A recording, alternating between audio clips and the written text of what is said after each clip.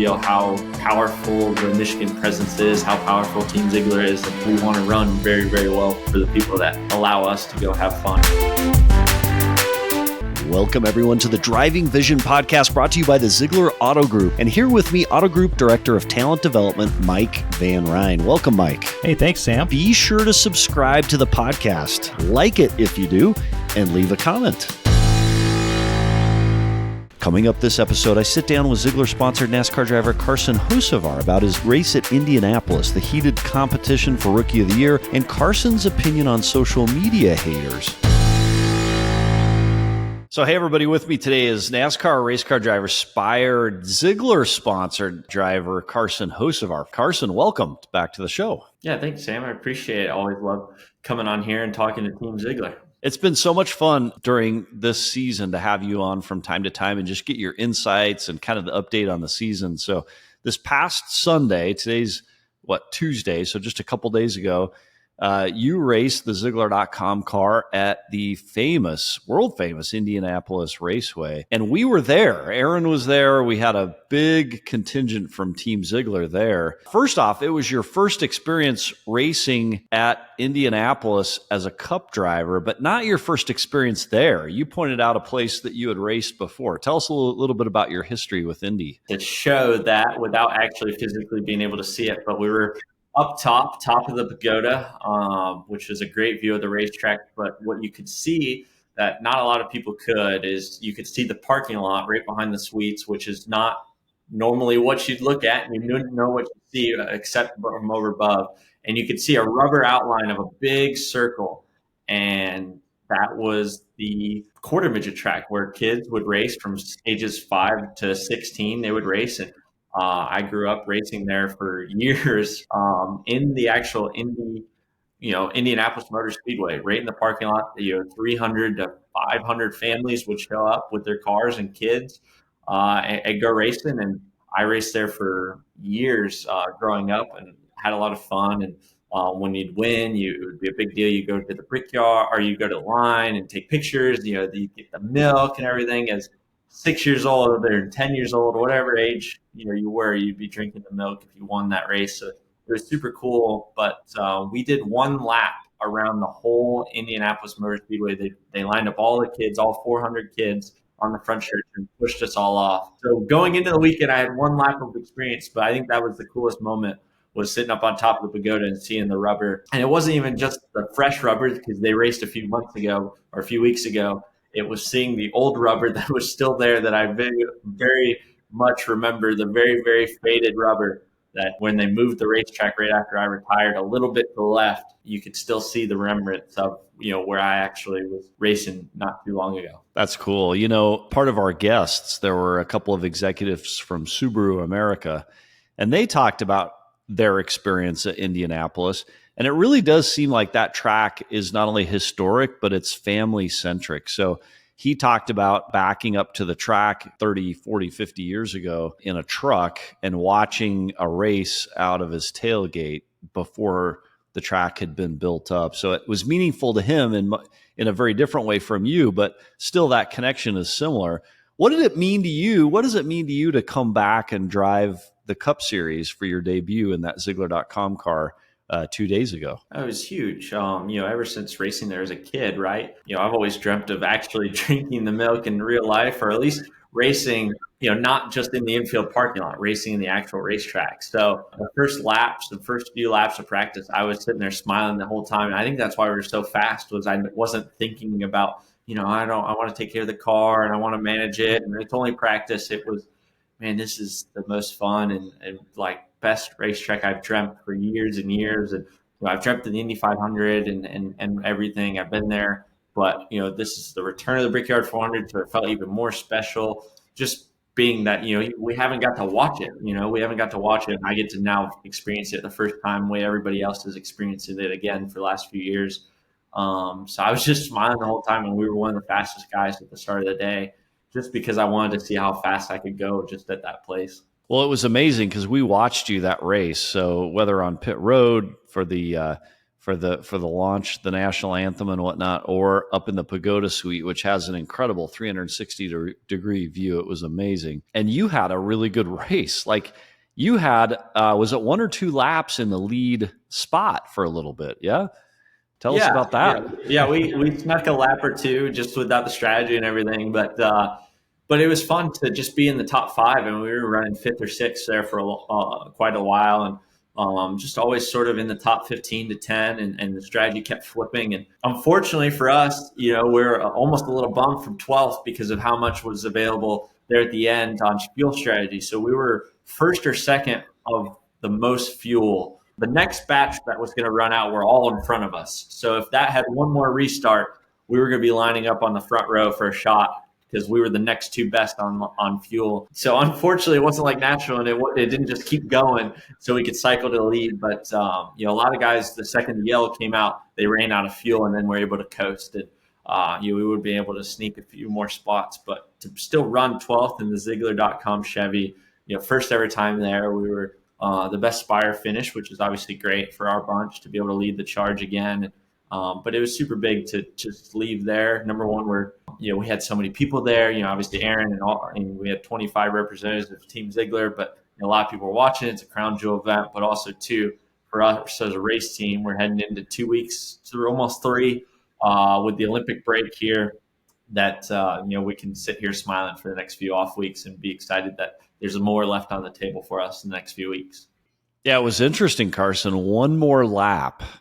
Had it gone just one more lap, and you easily would have been right there on the front line because of the fuel situation. Everyone in overtime basically run out of gas, right? You had a couple drivers run out of gas basically in front of you and around you. Yeah. When the yellow came out right off of turn 2 for the white flag, and you can hear people sputtering through 3 and 4 and down the front stretch. And luckily, for them, they had enough speed to just carry the momentum. Like, if it was under green conditions, we were going to pass them all. But under yellow, they could just maintain enough pace under yellow that they could coast. But under green, it wouldn't matter if you could coast or not.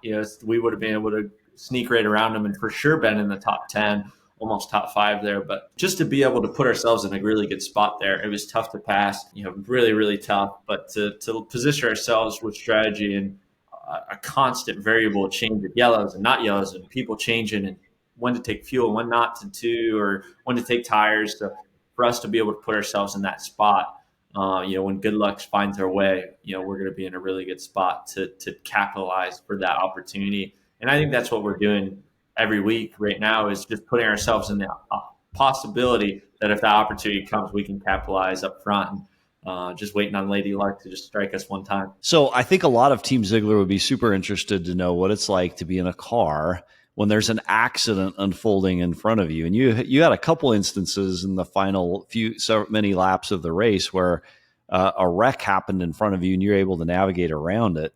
What's that like, being a driver in a fast car, and all of a sudden you're going from speed and wanting to pass to you need to avoid this wreck? Normally I'm really good at analogies, but I don't know if there's a good analogy for it. I'm probably the worst at describing this in that moment, because I don't even know what I do is the thing. Yeah, it's muscle memory, probably. Yeah, right? Well, no, it's even more than that. It's just you're doing off instinct. You're not thinking about it. It's going off instinct. If I relied on what I could process in my head and think about it and then process it and then do it, I'd be in the crash before I could even put out, one word in my head. Muscle memory of knowing exactly, what you're reading with your eyes and not even thinking. It's just reacting. It's 100% reaction time. And, I think that's why I would be a horrible coach at teaching how to drive even. Like a lot of it's, and even the TV booth, I was rewatching practice and they said it, and I thought it was a biggest compliment I could do is, I'm not, and I don't even know how to say the word, but I'm not data driven of how I drive a race car fast. I just react, feel it, and then, just do it. I don't have brake markers. I don't have markers. I just do what it feels. We come to pit road, everybody kind of has their marker. I'm like, I don't know. I just kind of come off pit road and I shift down when I think, and I hit the brake when I think I'm going to run out of time. And a lot of times you have a feel for the car. Yeah. And a lot of times my pit entries are the fastest. So The biggest thing I could say is what I've taken over the years, and even just this year. It's not watching the car that's wrecking. The car that's wrecking is the easiest to know where it's going to go. A lot of time, like in Indy, the forward progression, they're going to take it to the top. So when they spin, they're going to spin up because they're going to spin backwards, and then they're going to go back up the racetrack, especially a flat track. A bank track's a little different, but a flat track, all that speed's got to go somewhere. And the second they're spun around, they're going to back up and slide up, and because there's no banking to catch them, and they're going to spin into the wall. So you kind of know that what spins down probably is going to come back up. But the biggest thing is I'm more reacting to the cars reacting to the wreck. They're the ones not thinking if there's a guy outside of me inside. A lot of times you get involved in a crash because somebody's spawn avoiding or somebody's avoiding or somebody was trying to speed past the wreck and then hit you from behind. So a lot of times, I'm not watching the guys that are wrecking. I'm watching the guys looking left, looking right to see where the guys reacting to the crash or the guys that didn't miss the crash that get spun. That's a lot of times what can really bite you is, when you're focused on one guy and there's 20, 30 guys behind you that are reacting to the same guy.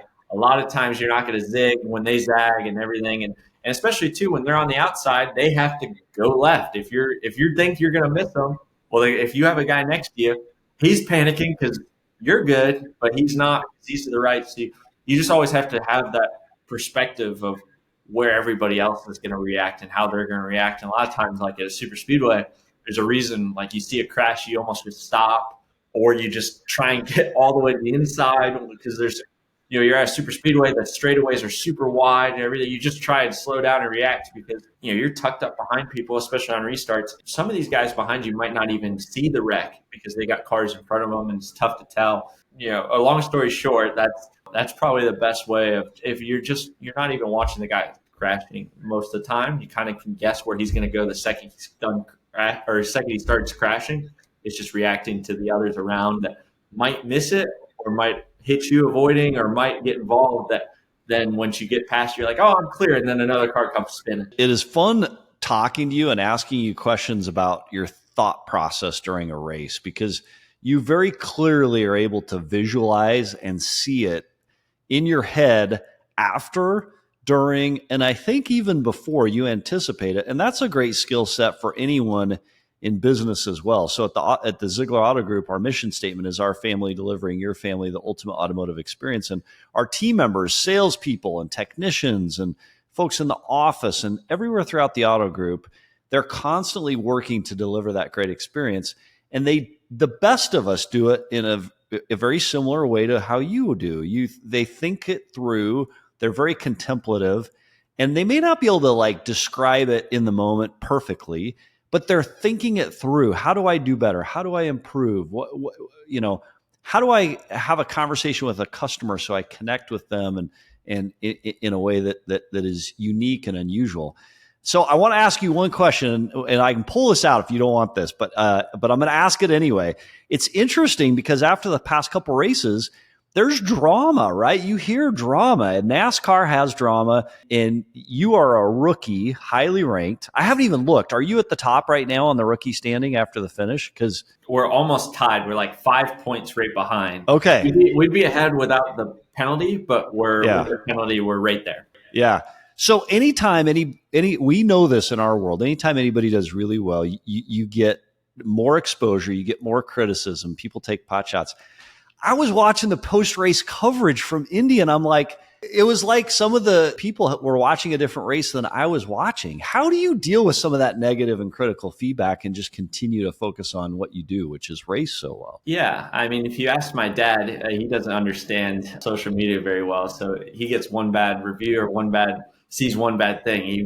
You would think, you burned down. It's everywhere. Ever. Yeah. But for me, I've known this for a long time, right? You're in the public eye. People can. There's nothing stopping anybody from saying anything. And truthfully, in my mind, I've put the perspective of 2 to 4 million people watch, right? And a lot of times you'll see the comments. It's not more than 100 to 200, and maybe 20 of them are good, or maybe 20 of them are bad. It just depends on the synopsis. But truthfully, I mean, it's the minority of people that are actually watching. And a lot of times I don't go to a restaurant and I don't think of, oh, I'm going to give this great review. Man, I was pumped of this service and everything, but I feel like it's just negative. It's just very human nature to be very passionate about negative. So I think that's what's my perspective of it too. But also, it's just it's just racing at the same time. Nobody knows the situation. There's so from the TV camera blimp, from the TV camera, depending on the angle, and you look at my in car. I mean, there's so many different perspectives that show a different picture too, and racing is probably the toughest to judge. Right? It's so different than Perspective. somebody's eventually throughout life, somebody's thrown a baseball, somebody's caught a baseball, somebody's thrown a football. Throughout life, eventually you've done almost every sport, whether young or old. Not everybody can drive a race car or can say they've drove a race car at any time at any competitive nature. So it's the hardest thing to judge and know and feel and smell and sometimes there's a disconnect for that. But I think that's why the sport's so loved and sometimes why it's so passionate is because you do have very wide spectrums of opinion sometimes. Well, it's been exciting to watch you this season. It's been exciting to see the exposure that you've had.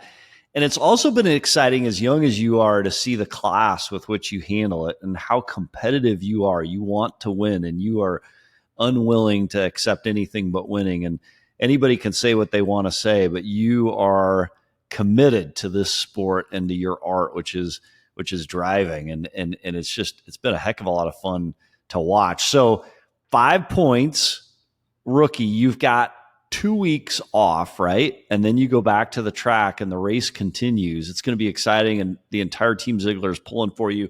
Our next race with you is August 7th at the Berlin Raceway. You were there several weeks ago. You're coming back. Tell us about what you expect at Berlin. It's not a NASCAR Cup Series race. It's off that track, but you've got an opportunity to perform in front of your Western Michigan fans there. Yeah, we obviously got to the shot in the spring, early summer to go do that, which was a lot of fun.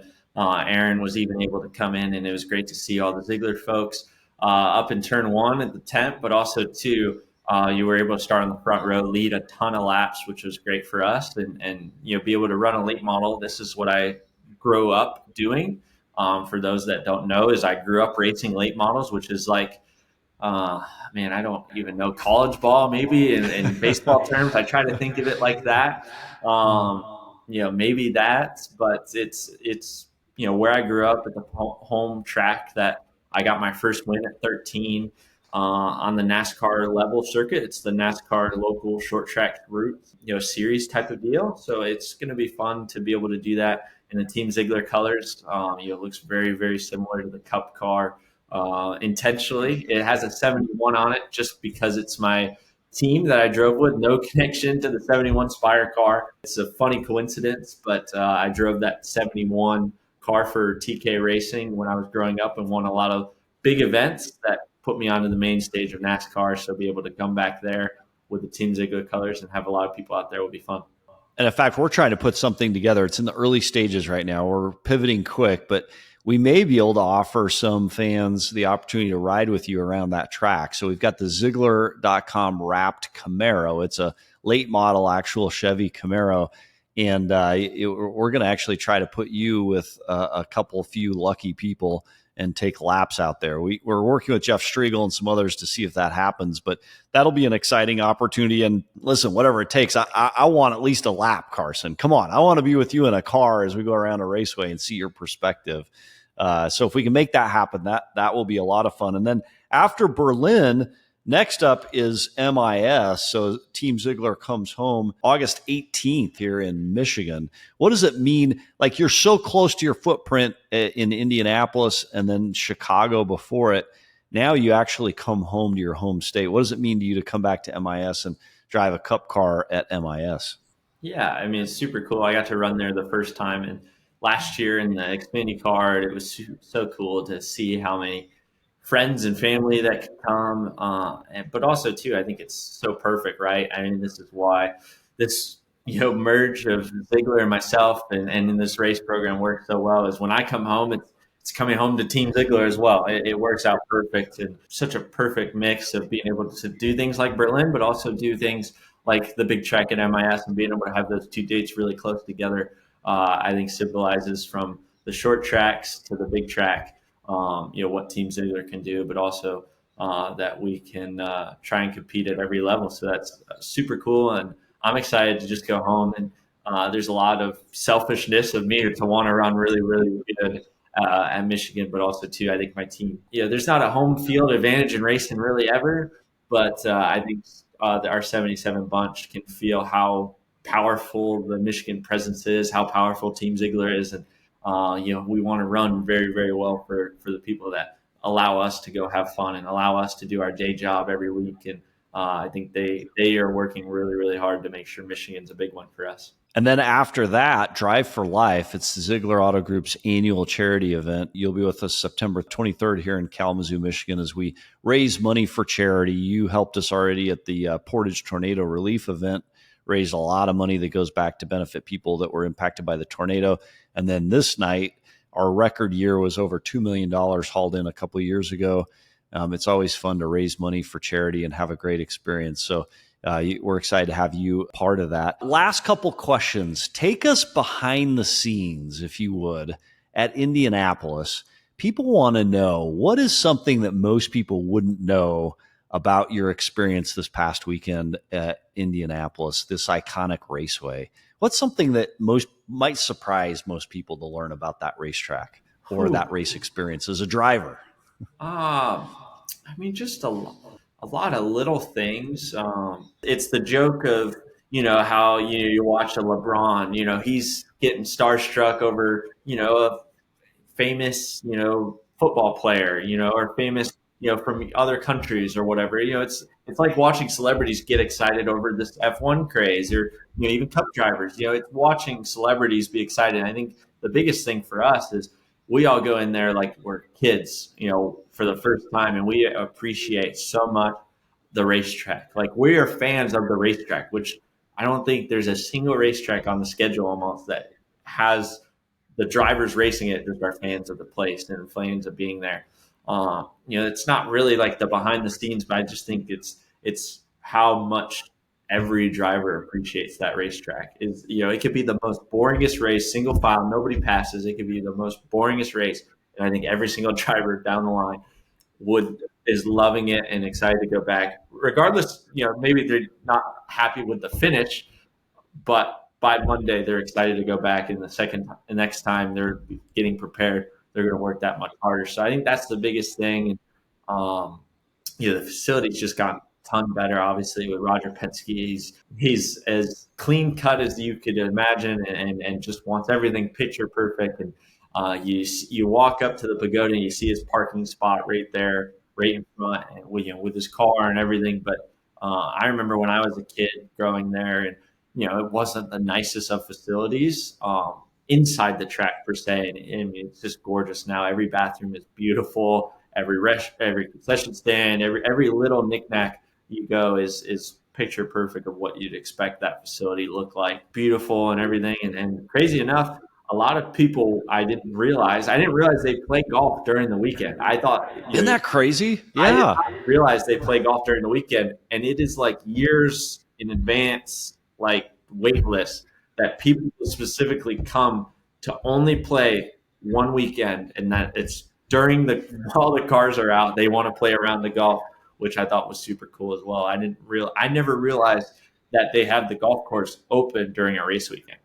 Yeah, it was crazy. They had 4 holes as I saw it on the inside of the track, which makes it not only an iconic raceway, but an iconic golf course, I would suppose, as well. So heck of a lot of fun. What's the one meal you eat before you jumped into the race car at Indianapolis? That might be something most people don't know. It's not the meal I want to eat. It's the meal I have to eat pre-race. Performance. Yeah. Yes. Is just chicken and rice, a little bit of salads, maybe some cucumbers and eggs. That's standard fare for you. We've heard that before. I love it. That's awesome. You're consistent then. You have a process, right? Yeah, it's not very fun, but I just do the same thing every week. And I'm very routine based. So just like once I find something that works, I just stick with it and I just don't veer off the path. So I just Also, a similarity between you and the Zeigler Auto Group, right? So our best performers find that routine, and you repeat that routine over, and then you learn how to improvise and become better at it, right? That's the importance of a routine. That's exactly it. That's awesome. Well, Carson Hocevar, it's exciting to have you here. Thanks for sharing some time with us this week. Congrats on your great performance and great finish at the Indianapolis Raceway. We look forward to seeing you in Berlin on August 7th, and then MIS shortly behind that, and ultimately at Drive for Life September 23rd. Thank you, Carson. Thank you, Sam. Appreciate it. A big thanks to Carson Hocevar for contributing to this week's episode. Until next week, how are you driving vision today?